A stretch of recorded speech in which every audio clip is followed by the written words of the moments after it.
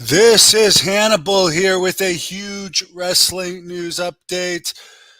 Dwayne Johnson has been named to the board of directors at TKO, the company that runs WWE and UFC.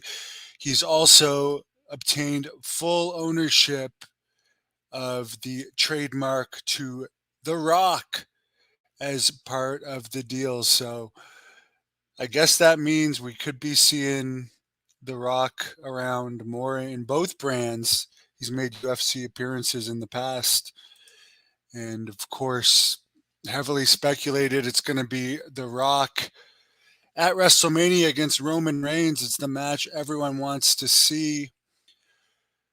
And also, there's speculation he could be on the Australia pay per view Elimination Chamber in some capacity coming up next month. However, that pay per view is going to air at 9 or at 5 a.m. in the East Coast time.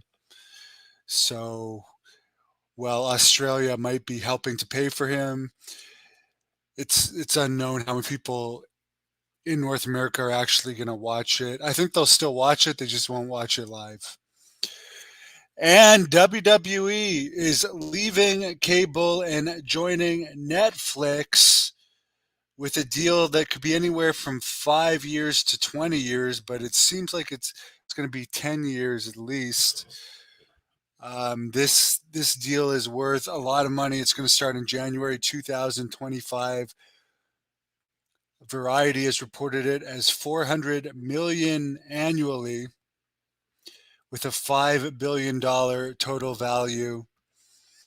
And in places where they don't get SmackDown on cable, they will also air SmackDown on and NXT on Netflix, and apparently premium live events as well. So that's interesting. Does that mean what used to be pay-per-views are going to start airing on Netflix once the Peacock deal is over? And in places like Canada where we don't get Peacock, I wonder if that means it's going to start sooner. I guess only time will tell. With SmackDown moving to USA from Fox, that's going to be less eyes on the product, and with Raw moving to Netflix, although that seems like a great deal, a lot of people, including me, don't have Netflix, so they're going to be making tons of money. But I don't know if over time, with less eyes on the product, less people will watch. But a lot of people don't have cable as well, and I know a lot of people that have Netflix but not cable.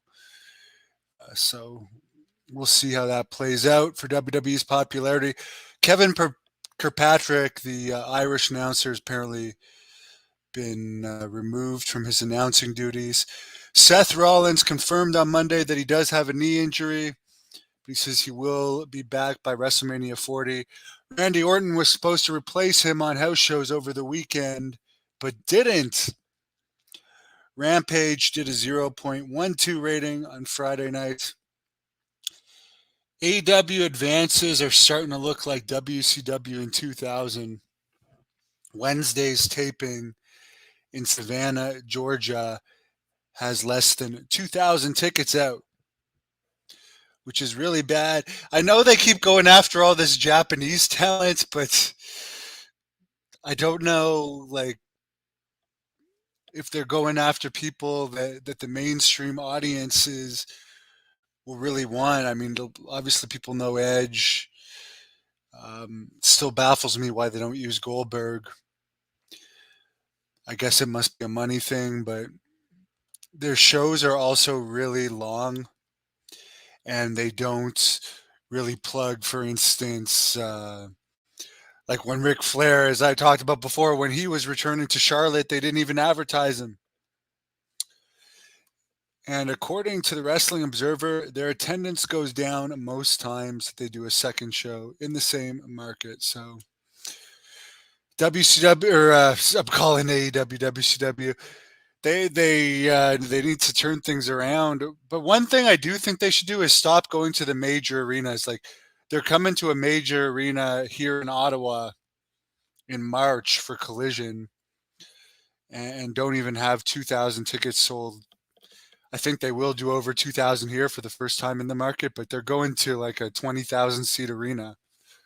There's smaller arenas in this market, including a 10,000 one that's historic for wrestling, that's right downtown, where they would have drawn more because the 18,000 arena or 20,000 for wrestling, it's going to be set up for a lot less. But that arena um, is about half an hour from downtown, so it's a turn off for some people to go to, and like you have to pay for parking. They would have drawn more. At the downtown arena, Ottawa Civic Center, I'm doing great. DJ Monstrosity, hope you're doing well too. Very, very interesting news. Keep you guys posted. Have a wonderful day. Thank you for watching the Hannibal TV. Please like this video if you enjoyed it and click the subscribe button to not miss any of our latest shoot interviews, match videos, or news updates.